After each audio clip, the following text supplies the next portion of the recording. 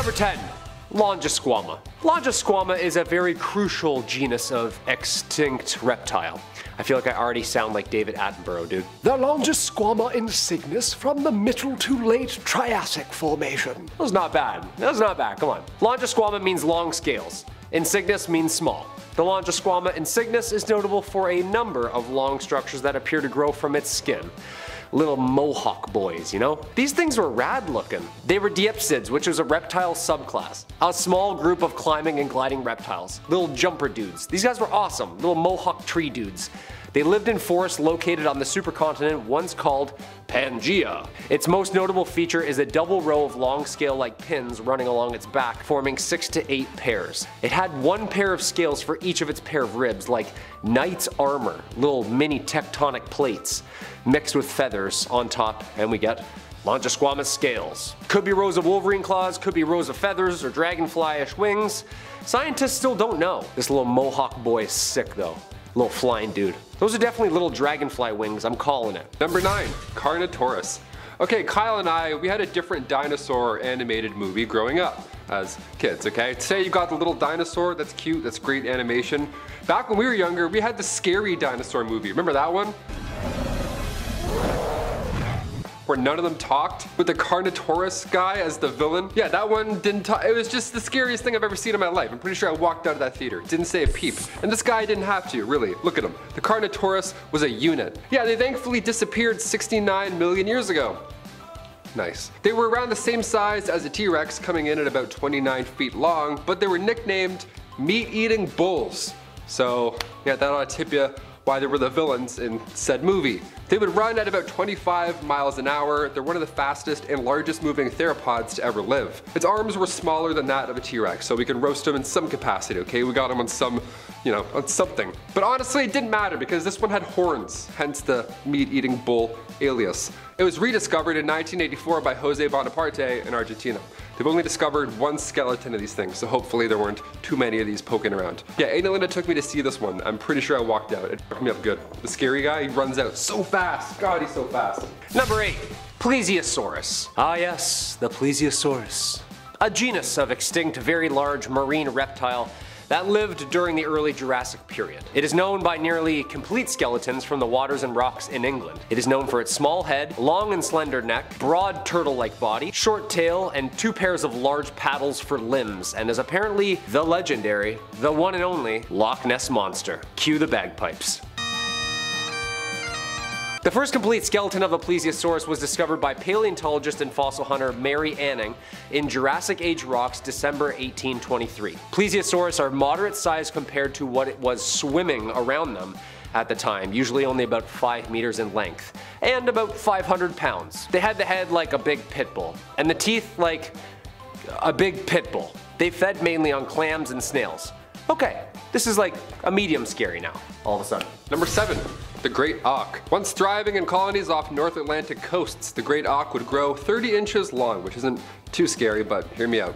It had tiny wings that would only be used to swim. They were only 13 centimeters long. Kinda cute, but again, hear me out. They were small and jarring to look at. I mean, if this thing was coming at me today, I'd certainly have a rough time. But thankfully for hungry sailors, the Great Auk was greatly defenseless. Yeah, oops, sorry, we got a little snacky. Around the 1500s, European fishermen discovered this perfect area for hunting, and it just happened to be where most, if not all, of these great auks were living and thriving. Yeah, Newfoundland looked like the iceberg in Club Penguin. It was just like, stacked, just looking real good. Now the iceberg in Club Penguin is gone, as are these guys, so, you know, not a bad bit. Also, I'm broken inside. I miss Club Penguin, RIP. By 1950, the last 2 known specimens were hunted by a single fisherman, hunted on LD Island, just off the coast of Iceland. Scientists plan on using genetic information extracted from their fossils or preserved organs. Remember those jars of organs, those guys with the random jars of exotic bird pieces?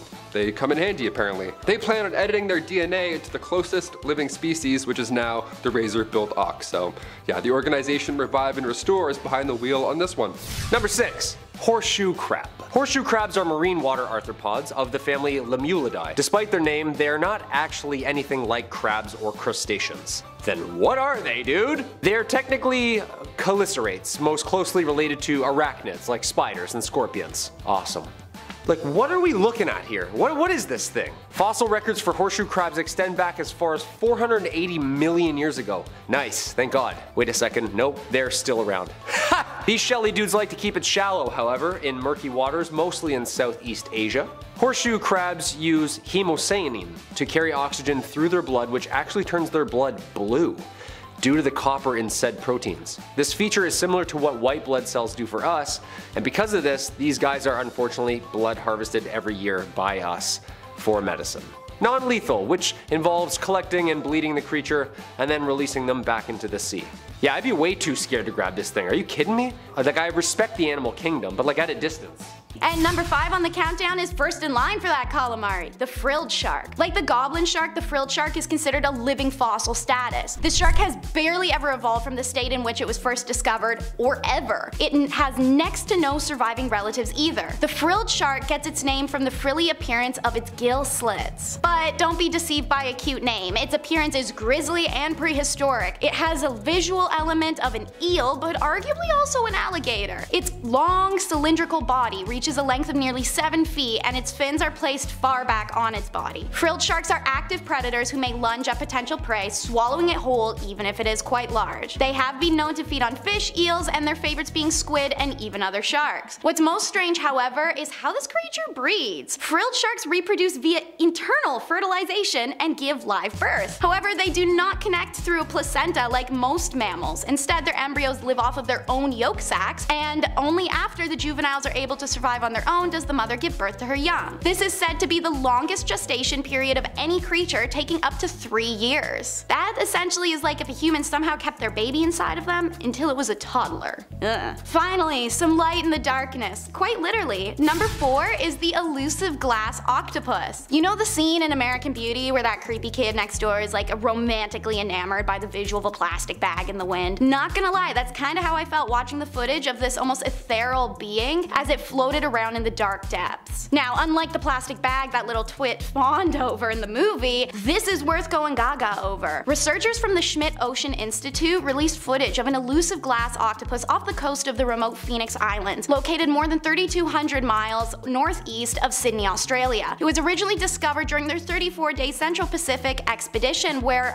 for 182 hours, they scanned the seafloor. During this scan, they found the beautiful glass octopus. The species gets its names from its almost translucent body, with only its cylindrical eyes, optic nerves, and digestive tract appearing opaque. They can grow about 1.5 feet long and are estimated to live only 2 to 5 years. As you may remember from the goblin shark or the blobfish, deep-sea animal development is shaped around the lack of sunlight and around water pressure, and glass octopus is no exception, living at an average of 3,000 feet deep. The glass octopus lives deep, hard to reach places, so there's much we don't know about this translucent and luminescent cephalopod. There have been only a few sightings, and a couple remains found in animal stomachs. Personally, I could watch it swim around all day. But we have to move on. So number 3 is the barrel-eye fish. Nothing I title this segment as can prepare you for the picture you're going to see. Averaging a water depth of 2,100 feet, footage of this creature was caught on an ROV camera in the Monterey Submarine Canyon, the deepest submarine canyon of the Pacific coast. This species has only been spotted or reported 9 times, despite over 5,600 deep dives being done in this fish's habitat. The barrel-eye fish first appeared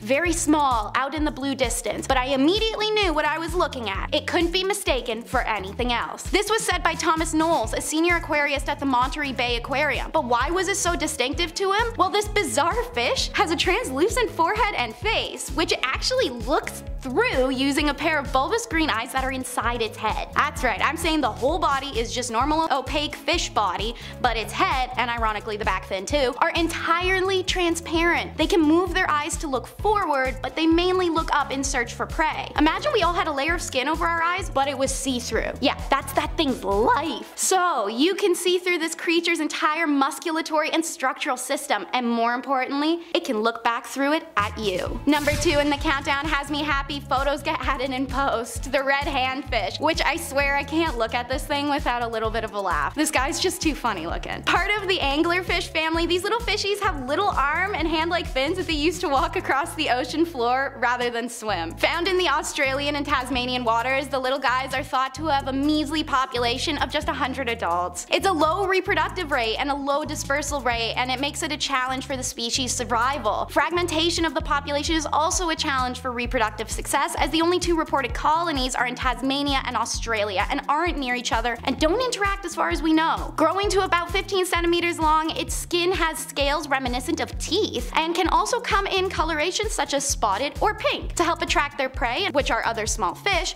they have a fluffy lure on their forehead. Like other anglerfish, they're ambush predators, which means they prefer to sit and wait amongst seaweed, sponges, coral, etc. for their prey to swim past before they strike. Recent government funding will help build resilience against threats to the wild red handfish populations. Either way, this is one fish you'll always catch red-handed. Huh? Yeah? Alright.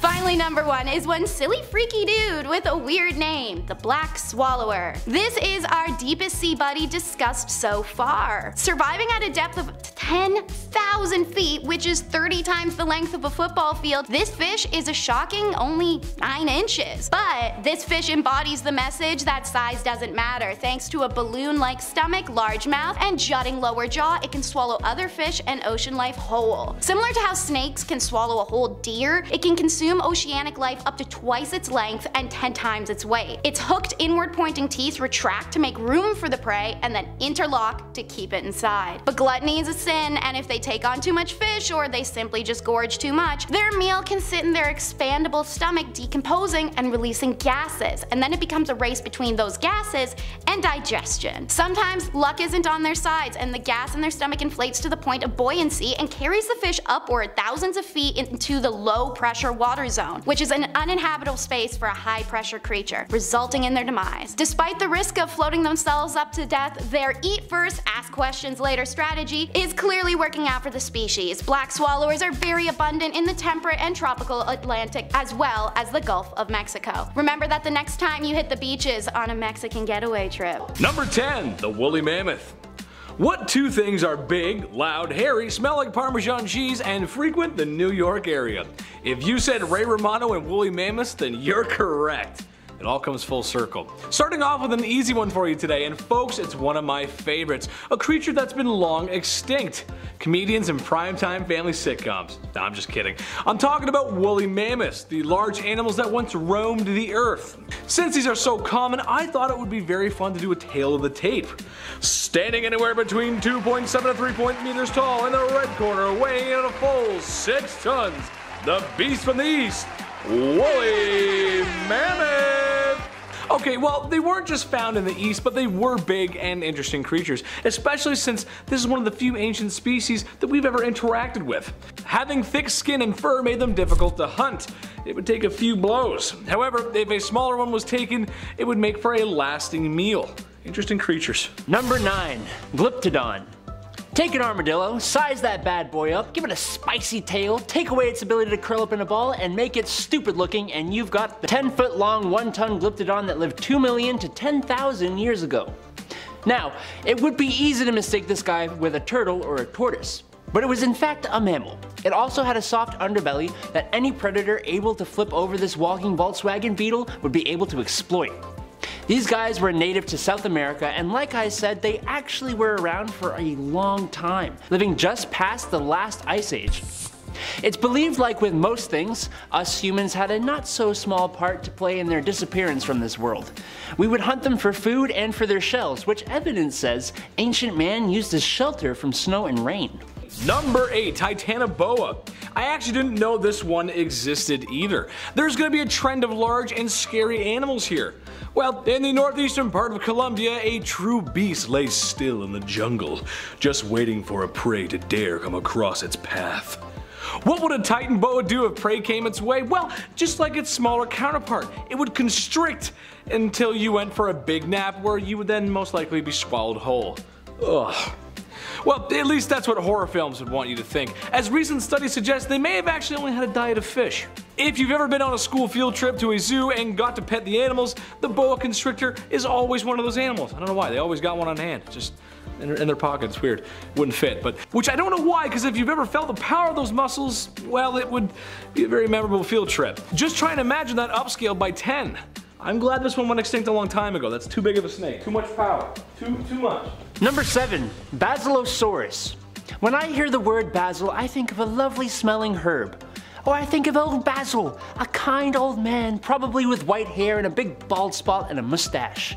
Now, thanks to this video, I will think of a 65-foot long sea monster with a 3-foot head and a bite force as strong as a T-Rex. Whales have been around for a heck of a long time, and they have had many different ancestors and cousins. All of them were different levels of odd and terrifying. Basil here was one of the earliest identified ones. It was fairly different from its modern descendants, as you can tell from these pictures. It had a longer eel-like body with that tiny head. It only weighed about 10 tons, which is odd for a whale. Being the ancestor of whales, Basilosaurus is a marine mammal, but for a long time it was actually mistaken for a marine reptile, like the mosasaur, being given the nickname king lizard, which is doubly odd because it wasn't even the biggest whale species. That would be the leviathan killer whale. I think I remember why I'm terrified of the sea, yeah. Number 6, saber-toothed tiger. What's scarier than a full-grown tiger? How about a fully grown tiger with teeth the size of Bowie knives? Wow. Sometimes nature is scary and makes me question reality. The saber-toothed tigers are one of those things. A saber-toothed tiger's diet consisted of large animals, so watch out woolly mammoth and maybe Ray Romano. Obviously most recognized for the protruding large canine teeth that sit outside the mouth even when closed, making for great puncture weapons, as if the large cats needed any more help hunting their prey. Coming into being around the same size as a large Siberian tiger, this is one hefty kitty, and one you wouldn't want to mess with. Fortunately for me and the club of extremely cute gentlemen who cannot run very fast, I do not have to worry about outrunning the speedy, beefy predator. Their extinction is connected to both climate change and a lack of food. Is any terrifying prehistoric sea creatures list truly complete without an appearance from the mag? Megalodons are one of the largest sharks to have ever existed. They were huge, they were terrifying, they were apex predators, and they are the creatures that inspired the tales of Jaws, or the Meg.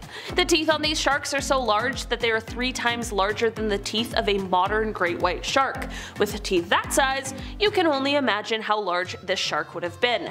It's pretty tough to figure out exactly why the megalodon died out. I mean, they were one of the largest, scariest creatures who shouldn't have had any trouble finding food, but that might not be the case. Some believe it was the cooling water, others believe it was the competition for food. Whatever the case in the end, while the megalodon is an incredible creature in history, I think we can probably all breathe a sigh of relief that they aren't currently swimming around our oceans. Or are they? In our number 4 spot today we have Cretoxyrhina. Measuring about 7 meters long, these creatures aren't necessarily the largest on this list full of prehistoric giants, but that does not mean it is any less terrifying. Fossil evidence has shown us that these creatures were ready to attack just about anything and everything that ended up in front of them. It could be a 4-meter long fish, a marine reptile like a mosasaur, or even a large turtle, it doesn't matter. The key to what made these guys so incredibly ferocious is their special teeth. Their teeth adapted to have a much thicker enamel, which meant that they were exceptionally resilient.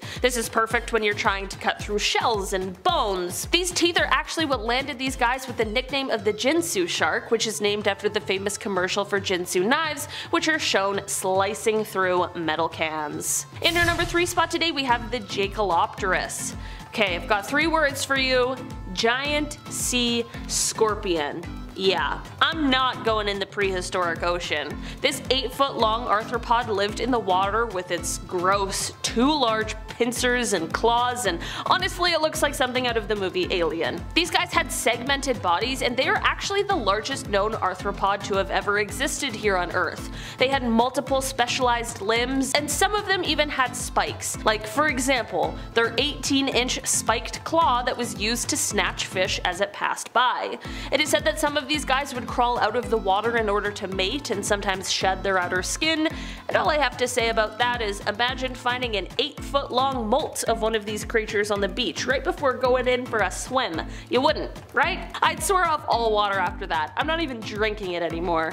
I don't want any part of what these guys got going on. In our number 2 spot today we have the Tylosaurus. These creatures belong to the family of mosasaurs, and they have long eel-like bodies that allowed them to smoothly cruise through the waters. They had the ability to have intense bursts of speed that propelled them to their prey, which they could quickly take down. The snout of these creatures is thought to have been quite large and rather robust compared to other species of mosasaurs, which has led researchers to believe that they may have used it to their advantage.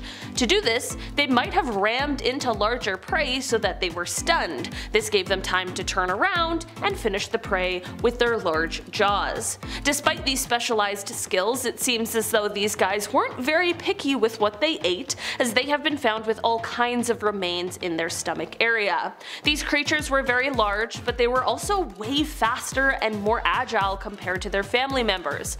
What more could you want in a prehistoric predator? In our number 1 spot today we have the Leeds fish. This is a fish that lived in the oceans of our world from the middle to the late Jurassic. They are the largest ray-finned fish and among the largest fish that are known to have ever existed. The discovery of these fish has been a bit troublesome because of the fact that their skeletons aren't completely made of bone. There were large parts of them made of cartilage which did not fossilize. Because of this, it is difficult to estimate their true size, with estimates in the past ranging as large as 30 meters or 98 feet. More recent research, however, has lowered this number to the still exceptionally large measurement of 16 meters or 52 feet. Despite their large size, however, these fish weren't terrifying apex predators and instead were a part of a lineage of large filter feeders. These fish had gill arches that were lined with gill rakers, which had quite a unique system of bone plates that allowed them to filter the plankton from the sea water, which was their main source of food. Number 10, not bathing. Let's start off strong. So obviously hindsight is 2020. We know a lot more about personal hygiene now than we did, then, and as well in like middle school, because high school locker rooms, what the heck. Without the knowledge of germs and disease, not bathing seemed like the logical next step for a lot of people, even though it made you smelly as all heck. When the Pilgrims arrived in Native America on the Mayflower, the indigenous tribes often referred to their horrid smell. An account from a member of the Patuxet Nation even tried to convince them to start washing themselves. They were like, come on guys, it's enough. They washed their hands and faces, but they rarely washed their whole bodies. Though they believed cleanliness was next to godliness, that didn't necessarily mean they needed water to do it. They believed that should they submerge themselves, they risk disease. This could be because they dumped their daily duties into the water, so that's likely. So instead they took dry baths where they wiped themselves down with a dry cloth, but it didn't really help much. Number 9, bedpans. It's always the worst when you get tucked in at night, you start to fall asleep, you're starting to doze off, and then you realize you need to pee. It's the worst. You gotta get up, walk down that long, scary hallway, blind yourself for 2 minutes, and then get cozy all over again. Well, in the Middle Ages, you would just toss your full bedpan out the window. Easy peasy, heads up, oh, oops. It's so gross. Or sometimes, if you were feeling a little lazy, this was also common, you would use the bedpan and then just slide it back underneath your bed and go right back to sleep. If anybody ever gives you shit for having cups in your room, show them this video, show them this history, you're fine, you're not that bad. Back in those days, we weren't exactly aware of the disease that we threw out the window as well. Most of the time it was number 1, so the rain could just, wash away the yuck, but these buildings were only 1 story. It wasn't going anywhere. If you were tossing anything out, you'd be stepping over it the next morning on the way to, the public execution or whatever. Number 8, a lead facial. Today, if you have tan skin from that hot summer glow, it implies that you have had enough leisure time to acquire such a hue. Getting a tan is the thing unless you're like me and slather on that sunscreen for health, and so you look like a newborn baby when you're 80 years old. However, it was the opposite in times of old. If you had sun-kissed skin, that meant you worked hard in the fields, a symbol that you were a peasant or of lower class. If you were rich, you tended to have much paler skin, therefore implying your status, but simply staying out of the sun wasn't enough. Elizabeth I used a combination of lead and vinegar to achieve a bright white complexion and to hide her smallpox scars. The compound was called ceruse. This tradition even goes all the way back to women in the Roman Empire.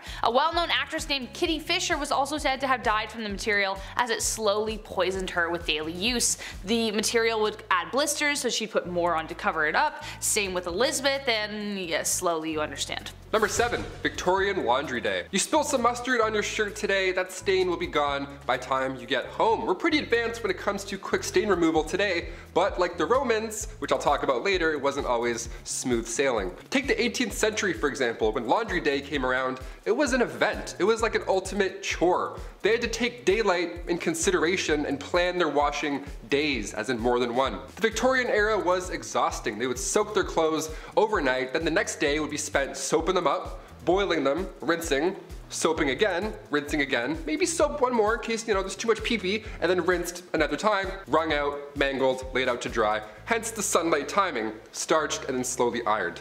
Cut to today, we have to encourage adults not to eat Tide Pods or drink bleach. We'll get there, maybe, I don't know. Number 6, wigs and makeup. When you don't bathe and are overall just smelly, you're gonna need to do something to cover up whatever the heck is building up beneath that bodice. Wigs would have never become as popular if it weren't for a very specific venereal disease called syphilis. By 1580, the STD was the worst epidemic since the Black Death. Patients clogged hospitals, and without antibiotics or protection, things got pretty nasty. Sores, blindness, rashes, dementia, and patchy hair loss. Thus, for the sake of keeping up appearances, wigs came into fashion. Also the makeup I mentioned before. Balding was a huge humiliation, so they made wigs out of horse, goat, and or human hair. They also cover the wigs in powdered scented with lavender or orange to hide any foul odors, and as we suspect, there were a lot of foul odors. They weren't stylish until 1655 when the King of France started losing his hair and had 48 wigs made. Then 5 years later his cousin Charles II of England joined the train, and suddenly powdered wigs became like the next best thing. Wigs did help curb the lice problem though, because the human hair had to be shaved in order for the perukes to be worn, but the wigs themselves had to be deloused often. And yeah. Number 5. The giant sloth. Megatherium is an extinct species of ground sloth. Locals to South America, they lived between the Pliocene through the Pleistocene eras. Basically like a really long time. Yeah, this thing was big and heavy as a modern day elephant, but like sloth form. This massive beast was first discovered in 1788 on the banks of Argentina. The bones, of course, not one. Megatherium became extinct around 12,000 years ago, thank gosh, during the Quaternary extinction event, which also claimed most other large mammals in the New World. The extinction coincides with early America's settlement and the kill sites where sloths were slaughtered. I tried. Suggesting that humans were out fist-fighting these things, aiding in such extinction. Yeah, all of a sudden mammoths are like way less scary. I wonder if they moved as slow too. Like a bear the size of an elephant moving in slow motion. So I just like throw it, it's like right here. Just be like, there. Number 4. Tasmanian tiger. Once native to Australia, of course the land of horrors, the Tasmanian tiger, also known as the thylacine, was a massive carnivorous marsupial that went extinct around the 1930s. Thank the Lord. Major factors here are, as you guessed, climate change, hunting, and its genetic diversity wasn't all too great. Now it's sad on one hand because these beautiful creatures, also kind of terrifying, they disappeared so recently, but it's recent enough that we have a shot at bringing them back. Yeah, I'm just scaring you with this one. I'm like, it's terrifying, right? They're coming back, 2024 in IMAX. Yeah, imagine looking outside and seeing this thing on your own front yard. Are we ready for this? I'm not. I've seen a moose once. Very scary, very scary. I was going 40 miles an hour. I was like, that's it. Specimens still remain preserved in jars. Yeah, thank God for those jars. I was wondering what that was in the fridge. A Tasmanian tibia. Nice, yum. In the science world, we already have some of the Tasmanian tiger genes present after scientists inserted them into a mouse fetus. Again, bold, but sure, they did it. One guy thought of that. How gross is that? The Australian Museum has been working hard to bring this beast back to life, only they're still lacking the DNA to fully recreate it. So if you have any jars of Tasmanian tiger parts, lend a helping hand for science, please. Number 3. Dunkelostis. From Dunkel's bones, named after paleontologist David Dunkel, who discovered and studied the fossils. Ostis is Greek for bone, referring to the giant tectonic plates looking things that this thing is made up of. Being one of the largest and most powerful fish ever to swim in our waters, ever, these swimming tanks could eat pretty well anything it wanted, including other Dunkelostises. This thing was top dog. The first remains were discovered along Lake Erie cliffs. That's scary, that's like right over there. Dunkleosteus could suck in and bite straight through any animal alive at the time, from the thick-shelled ammonites to the other placoderms with body armor. This thing was basically like the great-great-grandfather of any fish who eats other fish. They would even bite each other and dent their own armor. Their diet shifted from soft-bodied prey such as whales and sharks to larger armored prey such as placoderms. Basically it liked to eat the little crunchy stuff instead of the soft-bodied megalodons. What a sentence. Number 2. The moa. This New Zealand bird went extinct about 600 years ago. See, moa, they were these flightless birds, massive, might I add, and archaeologists first discovered its fossil in a cave, just hidden in the very back, right in the depths. Its flesh and everything was still attached. See, these ancient birds would reach about 5 feet tall, and when you think of dinosaurs, you probably think that's quite petite in comparison, but no, listen up. The birds stopped flying right after the dinosaurs went extinct. According to biologist Matthew Phillips from the Australian National University of Canberra, once the dinosaurs off, they now had freedom. They could go outside without having to make any daring escapes, right? They weren't terrified every day to be lunch. They walked around, they got fat, and they hung out in caves. So it might seem a little depressing to watch a creature lose the ability to fly, but it's because they're eating good, you know? They're good problems, right? Scientists have recently discovered moa DNA from ancient eggshells, so there's a possibility we might see these fatties hit the skies once again. Let's keep them on Weight Watchers this time around, you know? Let's keep them in the sky, keep them. Number 1. Europterid. Long story short, an ancient huge sea scorpion. That's it. I'm done. I'm done. No, I said no spiders, earwigs, and scorpions. No, that's it. An extinct group of arthropods that formed 470 million years ago, with 250 species of its own, the Euripidid, is the most diverse Paleozoic class of its time. This is like the first of the creepy crawly stinger pincher things, you know? They declined in numbers and diversity until becoming extinct during the Triassic extinction event about 250 million years ago. Yeah, thank God. I can't even put a crayfish on a hook without squirming. Called sea scorpions, of course, because of 2 qualities. Being able to go in and out of water, and having 2 sets of lungs. Yeah, this thing's a fossil, right? This thing just got way more terrifying. They are the largest known arthropods ever to have lived on Earth, ranging anywhere between 1 foot and 4 feet big. That's a longboard, Taylor. A skateboard with claws and pinchers and a tail, in and out of the water. Alright, the animal kingdom. How beautiful.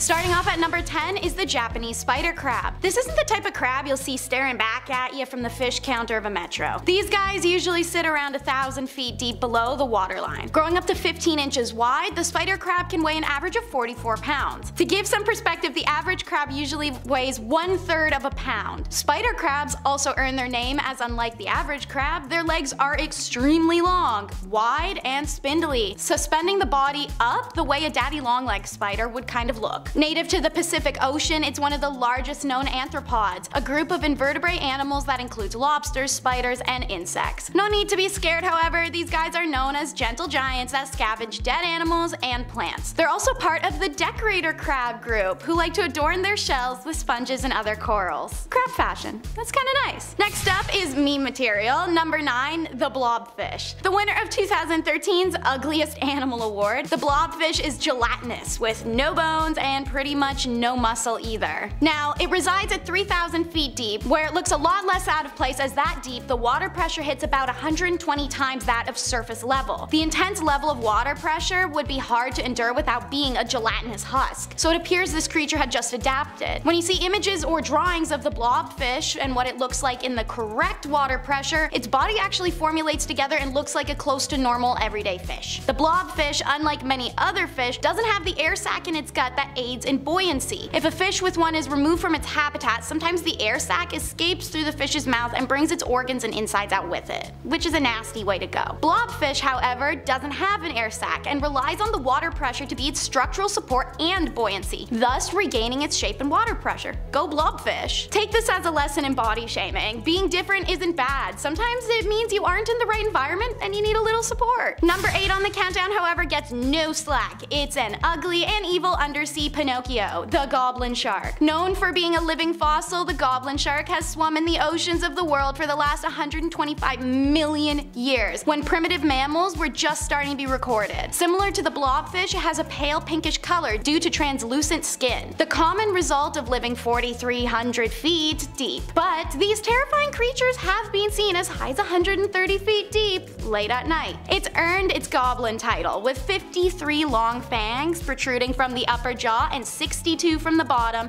Its bulging jaw protrudes from its face, no longer than the ridiculous long forehead nose thing. To make matters worse, this animal slingshots just its jaw forward from its face to hunt. For perspective, if a human were capable of doing that, we could eat something that was 7 feet away from us. It's too deep for a goblin shark to pose any threats to humans, and God please, let's keep it that way. Oh, and we're back to bugs. Number 7, the giant isopod. My bug phobia people from Point 10 may start hating me because this crustacean resembles a jumbo potato bug. Living on the ocean floor, it's in the family of shrimps and crabs, but actually the roly-poly potato bugs that hang out in your gardens as well. Now, the deep sea version is a little bigger, growing as big and sometimes bigger than 16 inches with a whopping 14 legs. Research requires extensive submersible to observe them over long times, and there aren't many people formulating research around them, so there's still a lot about these creatures we don't know much about, such as their mating, birthing, and internal functions. Why is it so expensive to research? The giant isopod lives in an extreme habitat, the deep sea. They live an average of 1,600 feet or lower, where there's less than 1/1,000,000th of the sunlight found on the surface of the water. A level of perceivable darkness you and I will never see. Speaking of unseemly creatures of dark depths, the giant squid of folklore is number 6 on the countdown. Okay, if you have heard about this, it was likely in a fictional movie or a novel depiction, so I'm saying that doesn't count because many people don't know that the giant squid is a real creature. In Japan, on April 25th of 2022, hundreds of people got that reality check when a still living giant squid washed up on the shores of a beach. Normally, a shore wash-up occurs after they've passed and their bodies are rocked by water currents. It was abnormal that a living one washed up, and this big guy was packed up and sent for rehabilitation at a Japanese aquarium where he remains today. In the case of the 2022 jumbo, the squid was 9.8 feet long. That's actually pretty small. The average giant squid is 50+ feet in length. Their eyes, which are 1 foot in diameter, are the largest found on any living creature, and its enormous tentacles are allowed to grab prey from even 30 feet away. But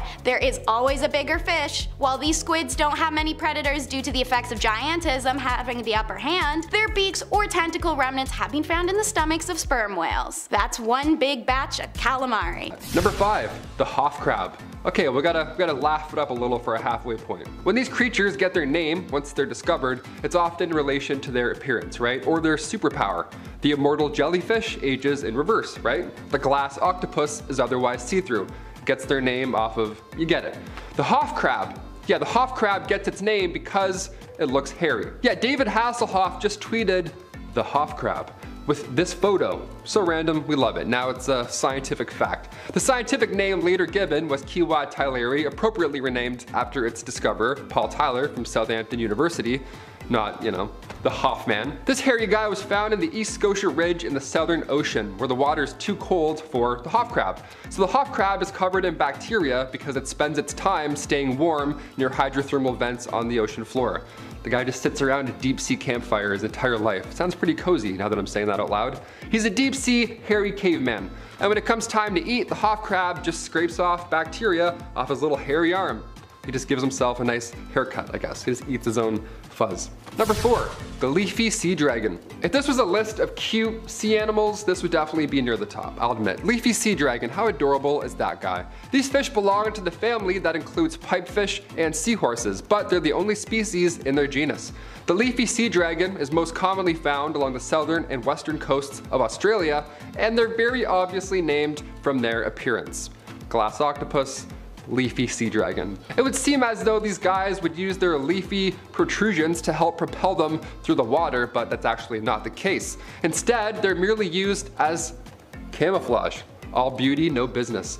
These sea dragons are usually quite solitary, but they have an incredible sense of direction. It was once thought that they didn't travel very far, but it was later discovered that they actually travel several hundred miles, but they also use this keen sense of direction to return to the same spots, like the exact same spots. So it's pretty cool. They have a little built-in GPS system somehow in their leafy systems. Number 3, blue dragon. This one sounds like it's from a different time, let alone a different universe. I don't even know. The blue dragon? What even is this? The blue dragon, aka the Glaucus atlanticus. First of all, it looks like it's from Pandora. It's kind of beautiful. This thing is bright blue. It's a blue sea slug, believe it or not. It's a gastropod that decided that it's too cool for its shell, so now it looks like a naked alien out there. Just a naked alien, brave in the wilderness. And to be fair, when you store poison in your fingertips, you don't need to hide, just get out there, just do some jazz fingers.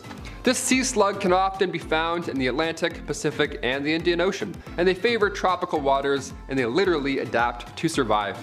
They eat Portuguese man-o'-war, these deadly jellyfish. Blue dragons will actually store its prey's cnidocytes. It will just take them, it'll take the toxins from them and store them in these small sacs.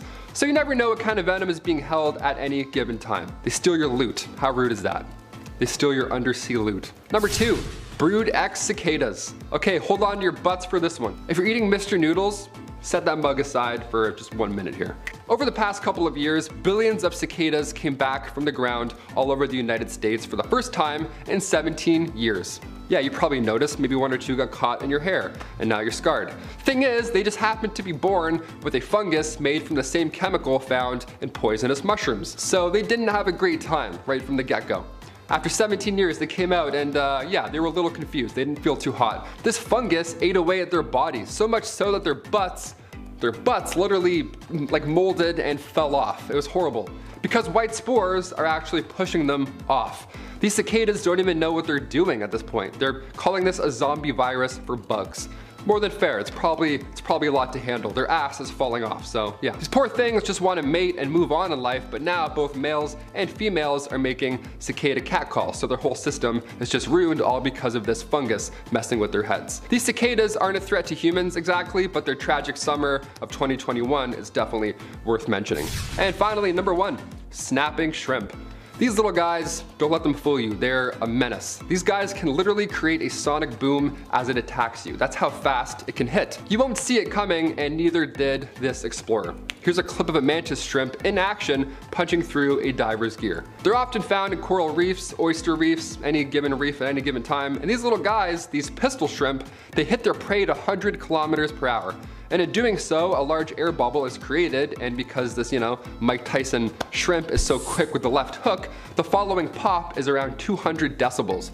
So the sound alone can actually stun their prey if they missed. But if they're lucky and they actually connected, you're dead instantly. You won't even feel a thing. You won't even know what happened. The sound actually resembles dry twigs burning and crackling underwater. So if you hear that, get out of the water. Starting off this list, in our number 10 spot we have the Godzilla shark. With a name like that, this creature is surely anything but disappointing. About 300 million years ago, these guys ruled the sea and were one of the most terrifying sea creatures ever on our planet. Fossils of these guys have been found in the Manzano Mountains, which lie east of Albuquerque, New Mexico, and they were found in 2013 by paleontologist John Paul Hodnett.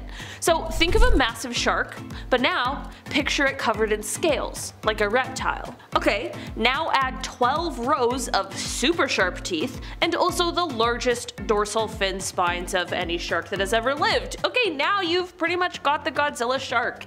It was nicknamed the Godzilla shark because of its size, as the skeleton is the largest fossil of its kind ever discovered in the area, as well as the fact that its fin spines are so intriguing to look at.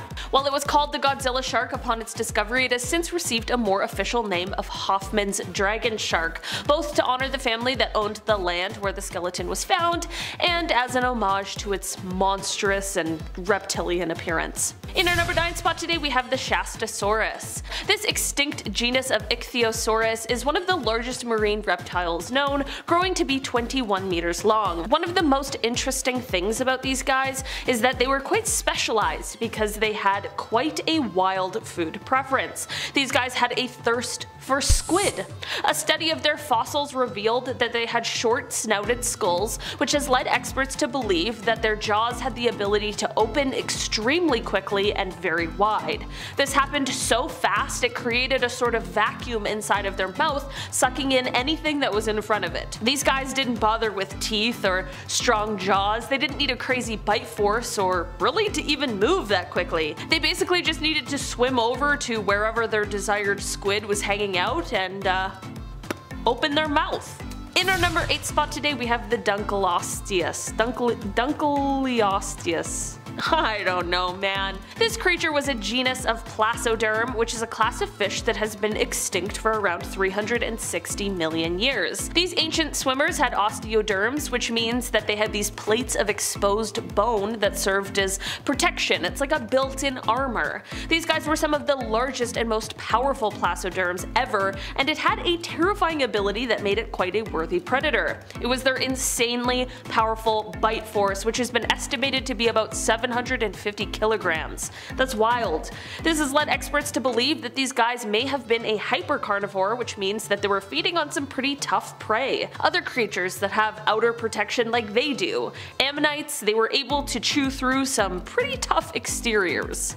In our number 7 spot today we have the Mauisaurus. These guys are a creature that was once very real, but they are thankfully a relic of our past because they are absolutely horrifying. They are named after the Maori god Maui, who is said to have pulled the islands of New Zealand up from the sea floor, so anything named after him is of course going to be an absolutely ginormous beast. The neck of this creature measured around 49 feet long, which is the longest proportionate neck of any animal. The entire creature measured around 66 feet long, so it's clear that their neck counted for a very large portion of their body. But like, imagine a swimming dinosaur creature with a huge snake for a neck. That's kind of what these guys were like. These guys lived on Earth during the Cretaceous period, which is good news for us, but not so much for the creatures that lived at that time. Creatures would jump into the water to avoid a T-Rex only to find this guy waiting for them. Yeah.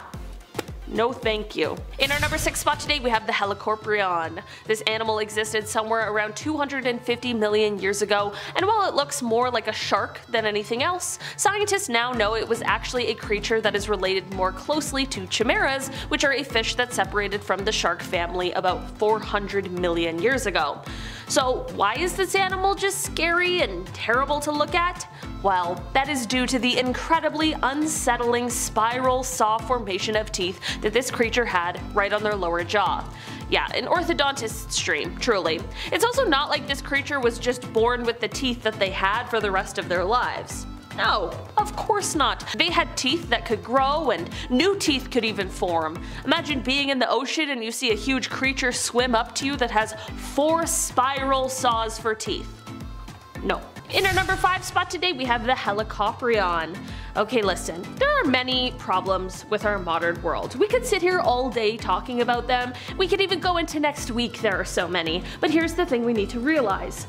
Things could be so much worse, and by worse, I mean that this creature could still exist. This animal existed somewhere around 250 million years ago, and while it looks more like a shark than anything else, scientists now know that it was actually a creature that is related more closely to chimeras, which are a fish that separated from the shark family about 400 million years ago.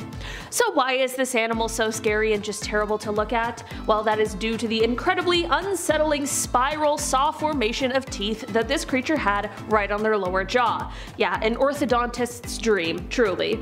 It's also not like this creature was just born with the teeth that they had for the rest of their lives. No, of course not. They had teeth that could grow and new teeth could even form. Imagine being in the ocean and you see a huge creature swim up to you that has 4 spiral saws for teeth. Yeah, no thanks.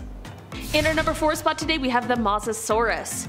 During the Cretaceous period, which spanned about 145.5 to 65.5 million years ago, there was this genus of reptiles called Mosasaurus. These guys were absolutely huge aquatic reptiles that roamed throughout the waterways here on Earth. Because of their size, they became apex predators during this time, and they have been estimated to have grown to about 56 feet. At the time of their existence, it isn't exactly likely that they would have encountered any sharks that are alarmingly large like the megalodon was, but I mean the Cretaceous period certainly had some other massive creatures that put up some pretty stiff competition.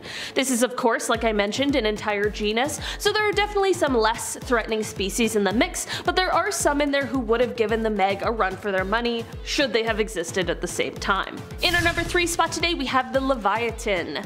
If we were to look at our ocean today, we of course would see sharks as one of the top predators that exist. I mean, some sharks are huge and they certainly know how to hunt, but they aren't the only scary creatures roaming the oceans. Sometimes killer whales make such a grand appearance that they even scare off some of the most terrifying sharks and make them flee for incredible distances. This is something that was also seen many years ago, I mean millions of years ago, during the time of the Megalodon, and that is thanks to this gigantic creature known as the Leviathan. If you are unfamiliar, this is a now extinct genus of macroraptorial sperm whale. It is believed that they could weigh around 100,000 pounds and reach up to 57 feet in length, and it's thought that their size is what helped repel other predators while also helping them become the predator themselves. The Leviathan also had enormous teeth that reached over a foot in length, which is what gave them the title of largest bite of any tetrapod. In our number 2 spot today we have the Kronosaurus. This Cretaceous marine reptile is one that had an elongated head, a short neck, and a stiff body that was propelled by not just one, but 2 sets of fins that helped it get through the water and through strong currents in order to capture whatever prey it was after. These guys were somewhere around 30 to 40 feet in length, and they had many long, sharp, conical teeth, with some of them being enlarged to be fangs. So yeah, I mean, what more could you want from a terrifying sea creature? Along with the fossils found of these guys, experts have been able to determine some of the stuff they ate, and it includes turtles as well as other pliosaurs, which these guys are a part of that genus, meaning they basically ate their own family. In our number 1 spot today we have the Moasaurus. These guys are a creature that was once very real, but thankfully are a relic of our past because they are absolutely horrifying. They are named after the Maori god Maui, who is said to have pulled the islands of New Zealand up from the sea floor, so anything named after him is of course going to be an absolute ginormous beast. The neck of this creature measured around 49 feet long, which is the longest proportionate neck of any animal. The entire creature is measured around 66 feet, so it is clear that their neck counted for quite a large portion of their body. But like, imagine a swimming dinosaur creature with a huge snake for a neck. That's kind of what these guys were like. These guys lived on Earth during the Cretaceous period, which is good news for us, but not so much for the creatures that lived at the time. Creatures would jump into the water to avoid a T-Rex, only to find this guy waiting for them. Yeah. No thanks. Number 10, the walking worm. Okay, this was my nickname back in high school. Nice, good to be back. This one sounds nice. Earthworm Jim, Gumby, I got them all. Just a walking, lanky worm dude. Meet the Hallucigenia fortis, named by Simon Conway Morris back in 1979. Conway Morris named it Hallucigenia fortis because of its bizarre and dreamlike quality. Sure, art's subjective, I guess, to each their own. There were over 109 specimens of these strange aquatic creatures, and they ranged in size from half a centimeter to 3 centimeters long. Now, number 10 on our list, okay, gotta start small, not too large, and since it was an invertebrate, it lacked a spine. Just like me, no spine, you know, just all worm. Just all air, like an inflatable person. Defining features of the walking worm, as its name suggests, were these tentacles that protruded out from the body. It had spikes that it maybe and possibly probably walked on. How terrifying is that? And in 2015, scientists realized where its head was. Yeah, its real head. We thought a fossilized stain was its head for like 35 years, and then in 2015, we found its real head, and it looks like it's grinning almost, with 2 eyes. Dare I say worse than the stain? Let's stop looking. Number 9, the big fin squid. From the Magnapinidae family, the big fin squid, or as I like to call it, this ocean alien with shoulders and elbows, belongs to a group of rarely seen cephalopods with a distinctive morphology, meaning that they're really weird looking and really rare. The first record of us catching and looking at this thing comes from 1907 in the Azores, but due to the damaged nature of the find, little information could be actually extracted. It just looked like a piece of wet crinoline pulled out of a lake. During the 80s, 5 specimens were found in the Atlantic and Pacific, so eventually the creature found a place amongst the books as its own species, entering the Magnapinidae, or squids. So it's not actually a squid, but like a third cousin. This thing looks like it crashed here on an asteroid, doesn't it? The arms are huge and held perpendicular to the body, creating the illusion of arms and elbows, giving it its trademark alien figure. Some of these things are longer than 10 meters too. That's like a school bus. These things are definitely living under the ice on Jupiter. I'm just gonna say it. I said it. Number 8, giant dragonfly. Dragonflies are awesome. I have a dragonfly tattoo. I had to check which arm. That's awesome. Welcome to being 28, I guess. But these sticky lads are old school, okay? Dragonflies are sweet. They were the first winged insects to ever evolve 300 million years ago. Modern dragonflies have wingspans of only 2 to 5 inches, but ancient giant dragonflies, again, as their name suggests, well, their wingspan was 2 to 3 feet. They're a lot bigger and scarier and stickier. I hope they never come back to this size. Again, like I mentioned in part 1, it's that high oxygen level that does the body good. Yeah, the Paleozoic era had these beasts hovering around because, you know, the air was too good back then. Nearly all of their head is its eye, so you're f***ed in every angle, basically. The movie Dune, if you've seen this recently, great film. The ornithopters, they're engineered to fly like a dragonfly. This is based on real life science. Engineers in real life are studying dragonflies, their flight patterns right now with their wings. Just keep them small and we're good. Study away, keep them small, please. Number 7, the frilled shark. Chlamydos ingenius, aka the frilled shark, is the extinct species of shark that once swam our oceans. Thank gosh. Well, actually kinda still does. Oh. The frilled shark is considered a living fossil, not just its age and time spent surfing the coast, due to its primitive eel-like brown body. Its snake-like jaws, 8-foot body, and the way it moves under the water are all common in ancient serpents and water creatures. Yeah, this thing's a water dragon, basically. This thing's like an eel-serpent-shark hybrid. It swims the Atlantic and Pacific Oceans, usually in deep, murky water. So am I just gonna like snorkel into one of these things any day now? Good thing is that these things are really hard to find. Like, really hard. Usually caught by accident in commercial fishing nets, usually at depths anywhere between 50 and 1,000 meters. So unless you're free diving at night and have a supersonic lung span, you should be okay. Number 6, the gastric brooding frog. I'm a big fan of frogs, except for when they, you know, hatch out of their back. I don't like that. It's arguably the worst thing I've ever seen online, and I have read it, and I've had read it for years. These frogs would swallow its egg back in the day, and then they would hatch them out of their mouth. If you watched it backwards, you'd be like, no, stop. They all went extinct back in 1983, but scientists have somehow figured out how to implant dead cells into a fresh egg from an entirely different frog species. So we may just see this fancy frog make a fancy comeback. Yeah, let's just hope these ones aren't born out of their backs. Do you want to see it? I feel like you want to see it. There it is. Enjoy. You asked for it. Thumbs up for this. You know, it's life, it's nature. Number 5, the devil worm. I mean, its name certainly sounds confident and scary. What is this thing? A worm from the underworld. Of course, this thing can survive it all. Even apocalypse, probably. This guy's literally from hell. The devil worm is a type of nematode, and it looks pretty haunting only under a microscope. In person, you can't really see it, but then when you look, it's the worst thing you've ever seen. The thing that sets this little devil apart from the rest of these bugs or creatures, whatever you want to call it, is that it doesn't need oxygen to survive. And it can do so in complete darkness and under the most extreme pressure. The devil worm is the deepest living animal on Earth, hence its cool and haunting nickname. Number 4, the cave robber spider. Also a cool nickname, but I don't like spiders, so here we go. The worst thing ever. Welcome back to BumbleBee. The cave robber spider, or Troglodyte, can't tell which name is worse, I guess, is a quick cave predator that has a fun little addition over your standard spider. How neat is that? The cave robber has claws on the end of its legs, just to make it even worse. The cave robber likes to hang from its web from the top of, you guessed it, pitch black caves, and when it feels something a little too close for comfort passing below, it snaps its prey with its claws. One would compare it to a praying mantis, only in dark caves, and also a terrifying spider on the ceiling that you don't see. Stellar combo, if you ask me personally. If you live in Southwest Oregon, I'm so sorry. Please don't go in any caves. Number 3, the black widow.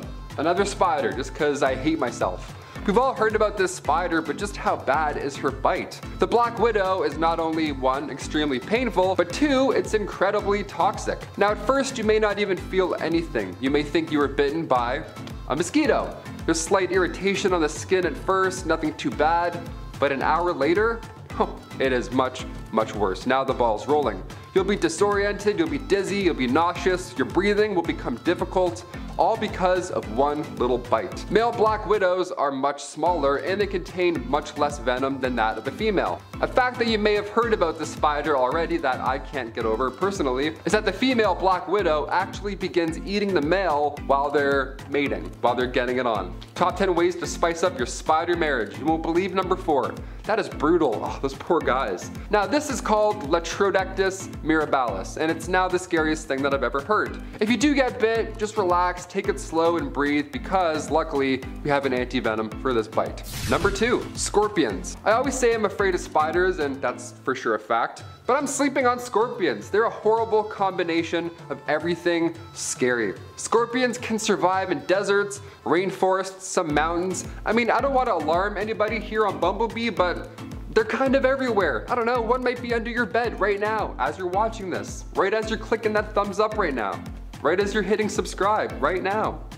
A scorpion can be hitting subscribe. A scorpion can subscribe with its stinger, you know? Sometimes you'll find a scorpion completely frozen outside. It's immobile and otherwise dead. But as time passes on, keep an eye on it because some researchers would watch for these frozen scorpions and watch and wait for them to come back to life. They can do that. They slow their metabolism rate enough so if need be, they can live off of 1 insect a year. Bet you didn't know that, right? Terrifying, you're welcome.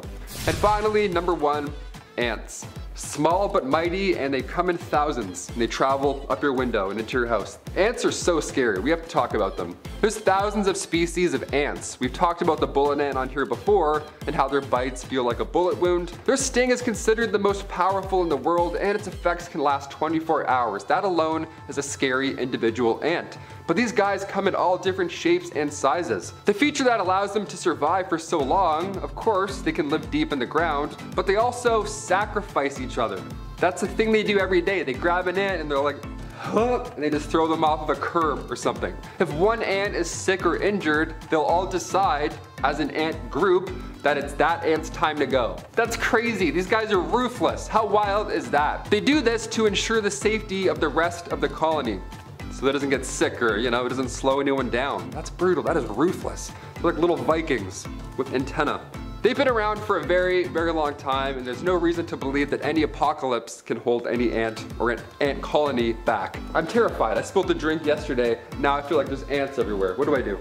Number 10, the red-lipped batfish. A lot of words in that one, right off the hop. The red-lipped batfish. I gotta say, I'm a fan of this look. A little bit cheeky, I kinda like them. The red lipstick, she looks like she's ready for a night out, if anything. But don't let those looks deceive you. Hiding in the depths of the Galapagos, these batfish, red-lipped batfish, may I remind you, they can grow up to 10 inches long. And the defining feature here, besides their big red lips, are their feet. Yeah, their feet. These batfish have pectoral fins that actually allow them to walk on the ocean floor. Because they belong in the same family as an anglerfish, the red-lipped batfish actually has an iliceum on its head in order to attract prey, an iliceum. It's got a clown nose as well, almost. I'm not a fan of this deep sea fish, or any deep sea fish for that matter. So this batfish absolutely creeps me out. I'm also not a fan of clowns. This is kind of a mix in the middle. It checks off a lot of boxes. Number 9. The feather star. The feather star, honestly, this one is baffling. If you see this underwater, don't touch it. It's like it's a toxic Swiffer mop that you don't wanna get tickled by. Look at him go, he's like a mop with feelings. The feather star was discovered during the Challenger expedition back in the early 70s. And these guys, they're fast too. I mean, they're not fast, but they can really move around. They move 5 centimeters per second, which is faster than you would think just looking at a photo of these. That's fast for an ice cold crinoid right there. There's 3 main parts to this fantastic brush. There's the stem, the calyx, and of course the arms. The self-repairing arms, may I remind you. They trap prey, well rather they trap any food particles that float on by with their feathers. They use their long feathery arms and their natural sticky mucus, disgusting, to catch food and then cycle it through their body into their, you know, organs and stuff. It's so fascinating. Feather stars reproduce every 10 to 16 months, but it's tricky. Male and female sea stars live in different habitats, so mating seasons, it has to really go swimmingly or else their population is at stake. Number 8, the cave robber spider. The worst thing ever. Welcome to BumbleBee. The cave robber spider, or Troglodyte, can't tell which is worse to be honest, is a quick cave predator that has a fun little addition over your standard spider. Yeah, if you were afraid of spiders before, Well, here's another thing to worry about. The cave robber has claws on the end of its legs. Yeah, you didn't think it could get any worse, did you? That's why I'm here. Welcome. Hit that thumbs up. I made the impossible possible. The cave robber likes to hang from its web from the top of these pitch black caves. And when it feels something a little too close for comfort passing down below, it goes down and then it snaps its prey with its claws. Yeah, like a praying mantis, only in dark caves, and also a spider above your head. That's so many horrible things, so many red flags in a row. If you live in Southwest Oregon, I'm so sorry. Please don't explore any caves. And also if you do, keep your head up before you spelunk. Number 7, stonefish. This next one is great at disguising itself as a rock. So when it comes to deadly ocean life, that's just what you want to hear, I guess. Good game, guys. The stonefish is spiny. It's ugly. It looks medieval, almost. It looks like a made-up, medieval, mythological animal. Each of its 13 spines are all filled with deadly venom. So if you're taking a late-night skinny dip, keep an eye out for any, blinking rocks. These fish look so angry. They look menacing. That's what scares me the most. They have John Wick eyes, They're on a mission. They have something to do. Their venom is lethal, of course, to humans, so if you're watching from Australia, I implore you to wear steel-toe boots next time you visit the beach. Stonefish don't use their venom to hunt, per se. They only shoot venom out of their spines if pressure is applied to them. That's why you gotta really avoid them. If you step on them, it's gross. That's worse than anything, really. The odds of accidentally stepping on one of these guys significantly higher than any other fish because, again, they look like rocks. Number 6, the sea spider. Nice, best of both horrible worlds. Let's talk about them. The sea spider, thankfully, is not an actual spider. It just closely resembles one, kind of like a daddy long legs. It's a marine arthropod, and the reason it's so haunting to look at is because of polar gigantism. It's really big and horrible looking. Many species have this, their climate being so harsh, lack of nutrients, sunlight, friends, family, emotions. Scientists believe that that's caused sea spiders to slow down their metabolism, so much so that they require, now, only a small amount of oxygen to actually survive. So over time, the oxygen around these sea spiders turn them into Captain America, right? They just get souped up. They take on way more than they're adapted to, and therefore, they're giant and very scary to look at. Number 5, Linenicus. It's not a Decepticon, it's a Linenicus. Close though. If you thought a T-Rex had tiny arms, wait till you see this little dude. Linenicus monodactylus, these guys roamed the lands of Mongolia 65 million years ago. I'm a fan of this dinosaur. Honestly, it's scary, and I get that, but I would honestly own this one as a pet. It was actually just giving the other dinosaurs the middle finger its entire life, basically, if you look at them. It had a little arm and one finger with one claw. That's what kind of situation. It was like Wolverine. It was like the chick from Wolverine with the one scratchy thing instead of the 3, she had the 1. Or Deadpool from the X-Men that no one liked. Also one blade, that one didn't work.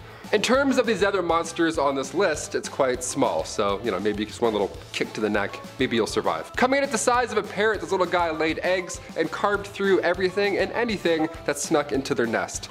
Yeah, it was a carnivore. So T-Rex, Velociraptor, this little guy, all coming after you. If you don't hit that thumbs up, he's gonna get his middle finger and poke you. Number 4, the Glyptodon. Basically an ancient armadillo. Yeah. Now we're talking. With its rounded bony shell house and squat limbs, it resembles a giant dinosaur turtle, aging at between 5.3 million to 12,000 years ago. This thing was old. Glyptodon meaning grooved tooth because of its square teeth. This thing was big, 10 feet long, weighing as much as like 4,000 pounds. Like picture a Volkswagen Beetle. This giant armadillo existed in present-day North and South America. Though the Glyptodon had a powerful tail and an armored back made of 1,000 bony plates, it likely lived a fairly peaceful existence. Vegetarian, nice smile, this thing was killing it. It mostly ate grass and never really had to even worry about getting into fights. That being said, the Glyptodon could easily defend itself. I mean, Captain America's shield for a back and a sledgehammer for a tail. It could literally Hulk smash said car. Early hunters likely stalked the Glyptodon for meat and its shell. To kill it, they had to turn it on its back, basically tipping over a car. Yeah, gotta give it up to the early humans. They were badass and strong. Number 3, Spinosaurus. Another Jurassic Park star, and rightfully so. The largest carnivorous dinosaur of all time, even bigger than a T-Rex. Can you imagine that? I feel sick to my stomach already. 93 million years ago, they stopped terrorizing the lands of what is now Egypt and Morocco. Now, if you didn't already guess, its name translates to spine lizard, and that spine was quite long. Coming from me, that says a lot. The Spinosaurus would measure up to 60 feet long, and aside for its back, one of the most notable features is its 6-foot long head. Yeah, not neck, 6-foot long head. That's an Egyptian god. This is terrifying. Its mouth was similar to a crocodile's with straight, sharp teeth. He would just do the alligator smack and then just chomp the shit out of you and yours. Paleontologists from the University of Pennsylvania believe that this guy used to swim as well. Because where the first Spinosaurus fossil was found, that used to be the Beharia Oasis in Egypt, a massive swamp. Water or land, I want nothing to do with it. Long mouth, stretched neck McGee, stinky ancient alligator breath, get out of here. Never. Turtles, not even. Number 2, Megalania. Megalania. The Varanus priscus. This extinct species of giant monitor lizard is a part of the megafauna that inhabited Australia during the Pleistocene. It is the largest terrestrial lizard known to have existed, reaching an estimated length of 7 meters. Yeah, length of a killer whale, weighing around 5,000 pounds. Megalania is thought to have had very early and similar ecology to the modern Komodo dragon. The fossils of lizards in Australia date back around 50,000 years ago. The First Nations peoples of Australia encountered these ancient dragons, and we actually hunted these things way back. These things can sprint 3 meters a second, Taylor. God, he's so fast. Whenever I'm tired at the gym, I'm just gonna picture this giant lizard just like trucking behind me. From its size alone, scientists suggest it would have fed mostly upon large-sized marsupials and mammals such as the Australian lion. Oh, that's good. Yeah, this thing ate lions, dude. With its heavily built limbs and body, a large skull, a jaw full of serrated blade-like teeth, some scientists regard Megalania as the apex predator for the last thousands of years. Yeah, I'd like to think so. It's Australia too, dude. That makes it like 18 times worse. Oh yeah, and it was venomous. Of course. Of course. And finally, number 1, Titanoboa. The worst for last. Here we go, my sweet peas. The Titanoboa was over 40 feet long. That's 2/3 of a bowling lane. In case you want to imagine it in your head. There you go. Every time you let that ball go, just think, snake, snake, snake, snake, still a snake. That's how long it was. It's quite horrifying. And if we were born 58 million years ago, we'd have to avoid being eaten by this thing. Again, we grew up watching Anaconda, okay? We know how scary these things can be, especially when Angelina Jolie's dad's running the ship. He doesn't know the maps well. He's gonna take it into a swampy area. Snake's gonna come out, ruin the day. Paleontologists found this beast recently. Its fossil was excavated back in 2004, believe it or not, in Colombia near Lake Maracaibo. But it wasn't until 2009 where it was publicly described. Yeah, it took them 5 years to be like, should we tell them? I don't know, why should we? I mean, do we have to? So far, we only have the remains of 30 adult Titanoboas. That's 29 too many, if you ask me. I say we, like ourselves have one? No, we don't have it.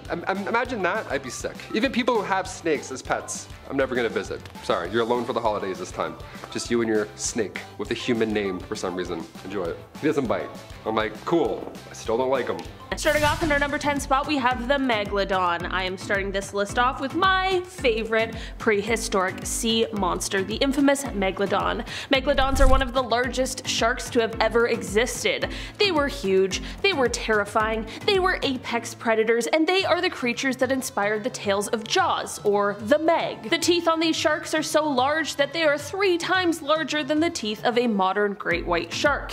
With teeth that size, you can only imagine how large this shark would have been. It's pretty tough to figure out exactly why the Megalodon died out. I mean, they were one of the largest, scariest creatures who shouldn't have had any trouble getting food, but that might not be the case. Some believe it was the cooling water, others believe it was competition for food. Whatever the case in the end, while the Megalodon is an incredible creature in history, I think we can all breathe a sigh of relief that they aren't swimming around our oceans anymore. In our number 9 spot today, we have the Plesiosaurus. These guys are a prehistoric creature that was massive and grew to be about 43 feet long. They had these super long necks that basically took up like half of their body, and even though they were so massive, they had no trouble moving efficiently through the water. These creatures had 4 flippers, so our best guess as to how they swam would be sort of like a penguin. Their front limbs did most of the work while the back ones kind of took hold of the steering. Fossils have been able to show us that these creatures gave birth to live young and are actually kind of similar to dolphins in the way that they take care of their young. It is thought that these just may be the creatures that inspired the tales of the Loch Ness Monster. In our number 8 spot today we have the Basilosaurus. These guys have a name that translates to king lizard, and they are a genus of large predatory prehistoric whales that lived during the Eocene, which was approximately 41.3 to 33.9 million years ago. These guys were actually first described in 1834, which makes them the first prehistoric whale known to science. These guys were one of the largest, if not the largest of their time, and they were the top predators of their environment. They preyed on sharks, large fish, other marine animals including the dolphin-like Dorudon. Really, they were able to eat basically anything that they felt like. These guys even had teeth that were various types like canines and molars, which probably allowed these creatures to chew their food, which is different to their more modern ancestors. In our number 7 spot today we have the Pliosaurus, another massive prehistoric creature, also not to be confused with the Plesiosaurus. I was confused in the beginning. These guys grew to be around 40 feet long and about the size of some of the whales that we would see today. These creatures are best known for their insane hunting abilities. They could move quickly and were quite strong. This effective predator skill set coupled with their massive size allowed them the ability to take down much larger prey, sometimes even dinosaurs. According to experts, these guys had exceptionally strong jaws. Some even believe that it might have had a bite just as powerful as a T-Rex, which is of course known for having one of the most powerful bites of any land animal. I'm just saying, these guys were definitely a top predator in their day. In our number 6 spot today we have the Jacalopterus. Okay, I've got 3 words for you. Giant sea scorpion. Yeah, remind me to never go into the prehistoric ocean. This 8-foot long arthropod lived in the water with its gross, too large pincers and claws, and honestly it looks like something out of the movie Alien. These guys had segmented bodies and they're actually the largest known arthropod to have ever existed here on Earth. They had multiple specialized limbs and some of them even had spikes, like for example their 18-inch spiked claw that was used to snatch fish that passed by. It is said that some of these guys would crawl out of the water in order to mate and sometimes shed their outer skin, and all I have to say is imagine finding an 8-foot long molt of one of these creatures on the beach right before you jump in for a swim. You wouldn't, right? I'd swear off all water after that. Number 5. The giant sloth. If all of your information about prehistoric giant ground sloths was gathered from watching the animated Ice Age movies, buckle up. For starters, some of these guys were as big as elephants and one of the biggest land mammals. Other versions were as big as oxen or bears. So these suckers were pretty beefy, which I'm sure Sid the Sloth would be happy to hear. They also mostly walked on all fours, although they probably did stand on their hind legs to reach the top of trees and possibly as a defensive tactic. Ice Age was somewhat correct about how they were a little odd. For example, they probably did actually waddle thanks to their giant feet.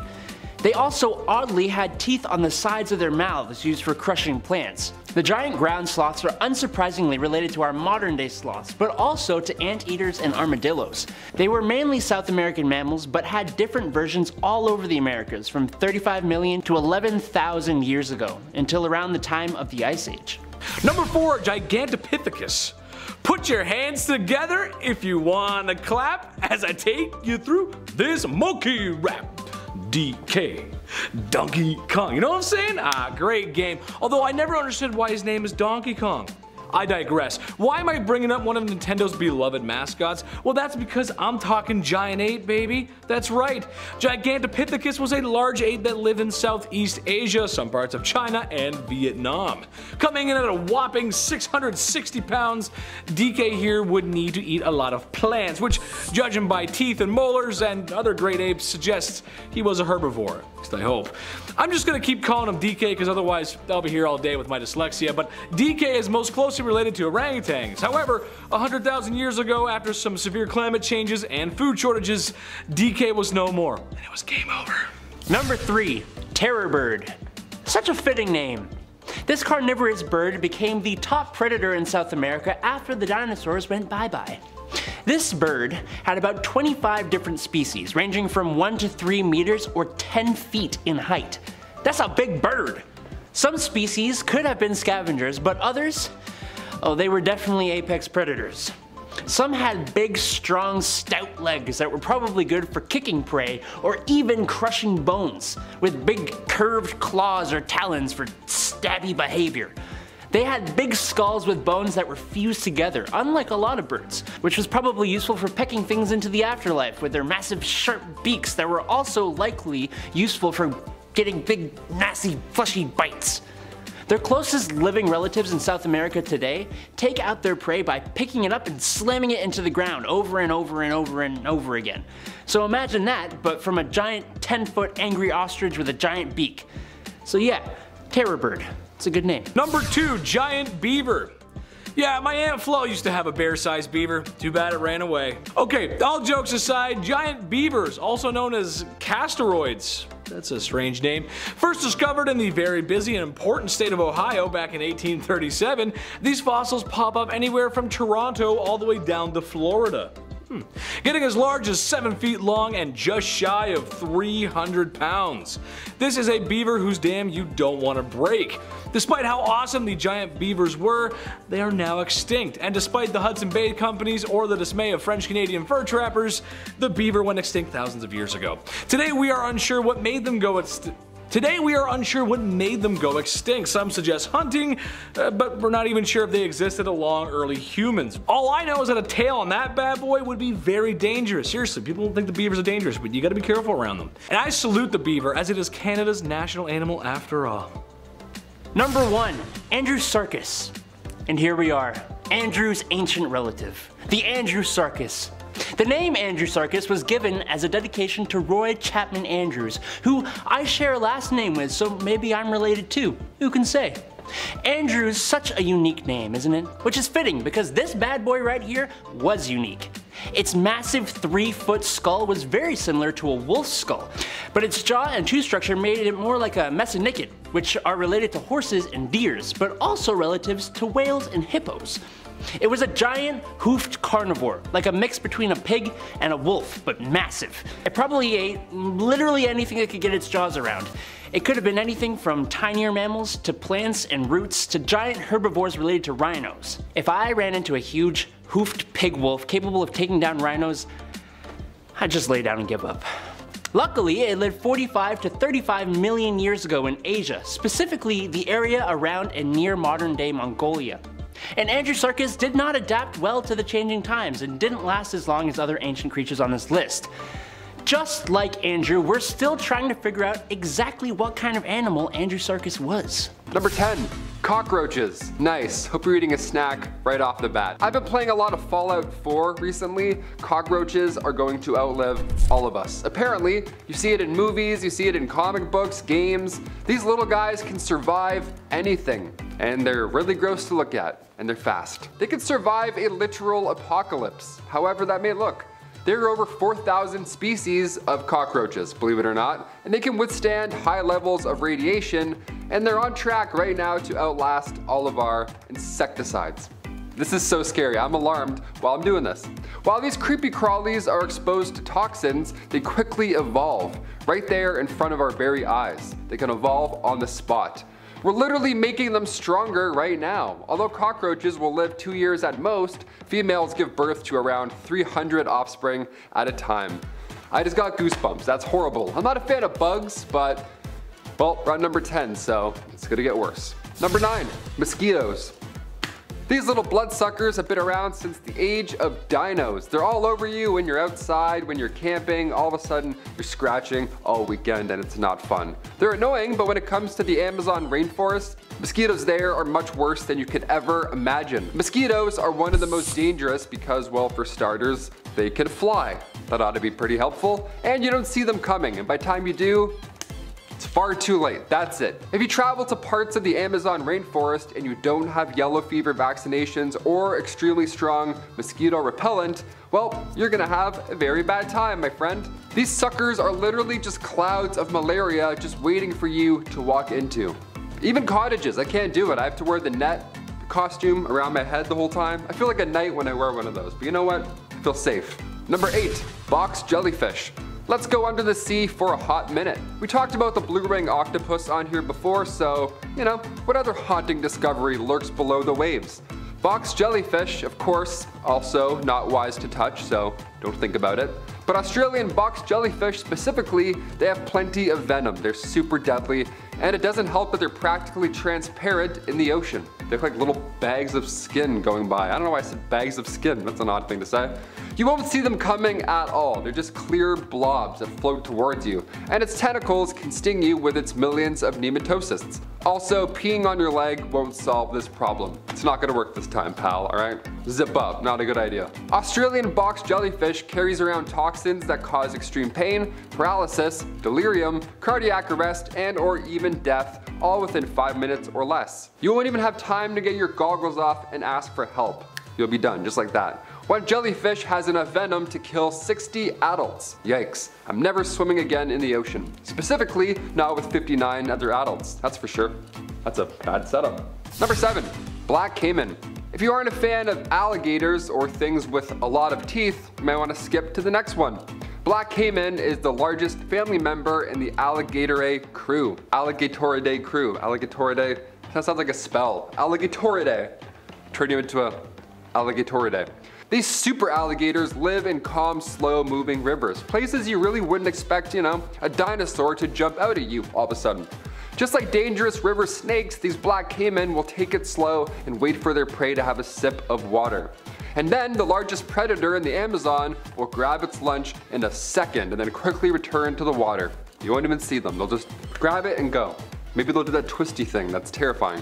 Birds, reptiles, mammals, this thing can and will eat everything. Between 2008 and October 2013 alone, there were 43 black caiman attacks on people, and a handful of these were sadly fatal. Number 6, the green anaconda. Remember the movie Anaconda with Ice Cube in it? That was a great time, that was cool. This movie came out 25 years ago, and I still remember it to this day. It made me extremely afraid of snakes and the water, and also Ice Cube. I thought every snake was like a 30-foot long snake after this. It was not a good time. But just how accurate was that film? Although the green anaconda is a non-venomous snake, the boa constrictor is still one of the most feared. Green anacondas specifically live in calm marshes or slow streams. Again, they wait until their large prey gets thirsty, and then once they come to the water, the anaconda surfaces and suffocates its lunch. Yeah, anacondas hunt prey that's larger than us humans, so if they wanted to, they could for sure eat us. There's only no evidence of it happening because humans rarely interact with them in the first place, which is a pretty funny statistic, I guess. So anacondas don't know that they can eat us yet. So let's stay away just for good measure. Green anacondas can reach lengths of up to 30 feet long, so plenty of space for you and yours. Number 5, urine deep. Turns out we used pee for a lot of things back in the day, and today we still do? Question mark? The Romans used urine to wash their clothes, and even more impressive / gross is the fact that they used urine to help with inflammation, burns, or skin disease. Yeah, pee was the #1 trick. Get it? Number 1? Okay, we'll move on. Best way to whiten that smile was not a Crest white strip, but rather a facial mask dipped in the mellow yellow. Just pee. Because it's so gross. We mentioned on this channel before that Gladiator sweat was once bottled and then sold. Well, their pee as well was sold as this beauty product. Clean out those pores with a drop of Igor. Get it while it's hot, folks. This is extremely gross, obviously, but it does make sense. The ammonia in urine kicks stains away for good. That's why they would wash their clothes in the same way. Now we get it. History. Gross. Number 4, rush plants. Today we use chic shag carpets that, really tie the room together. Sips White Russian. But back in the olden times, they used something called the rush plant to pad their floors. But the thing was, this layer of dense plant material was a breeding ground for nits, ticks, and other creepy crawlies. It was a really unsanitary situation, but what else were you supposed to do? However, this kind of flooring made them vulnerable to disease and infection. The reason being, as these floors would not be renewed for sometimes 20 years, the bottom layer, left undisturbed, would accumulate a lot of really gross stuff like animal droppings, feces, the piece of grizzle you dropped that one time, fish scraps, whatever. So it was just not, it was like basically a swamp down there. Number 3, royal bum. The groom of the stool is a little bit different than the groom of a wedding. It was perhaps one of the worst jobs to have, but, pun intended, it's one of the most important roles. The groom of the king's close stool was a position created during King Henry VIII's reign. Their job was to wipe the king's butt. And if that doesn't sound horrible enough, this poor lad would carry the king's stool with him, like on his back like a JanSport, and then monitor the king's meal times, and they would plan their day around when they thought the king would take a shit. I would be so anxious if a guy wearing a box toilet was just hanging out near me. He's like, hey, you feeling alright, boss? You good? You feeling full? That was a lot of bread earlier. You sure? Alright, take 5. Just, I don't know. Just take a look. I don't know. I'll let you be. Just jump. You must be thinking, what poor soul got stuck with this job? Well, this job was an honor, my friend. Sons of noblemen were awarded this role. You would get pretty close to the king, I mean, obviously, but as time went on, these grooms became secretaries to that king. Pretty good upgrade. Eventually, getting a higher pay and benefits. Yeah, I would hope so. Even the king's walking, talking toilet gets dental back in the day. How neat is that? Number 2, eagle dung. I'm honestly not even sure what to say about this. You know? You have to have some kind of magnificent conviction to be like, I have no reason to believe this is true, but I'm 110% sure that bird dung will fix it. Like, that's some kind of confidence I don't think I'm ever gonna get. Eagle dung was a common substance found in the birthing room of all places. It was often rubbed in to alleviate the pain, most often accompanied by rose water, because who wants to smell that while they're bringing life to the world?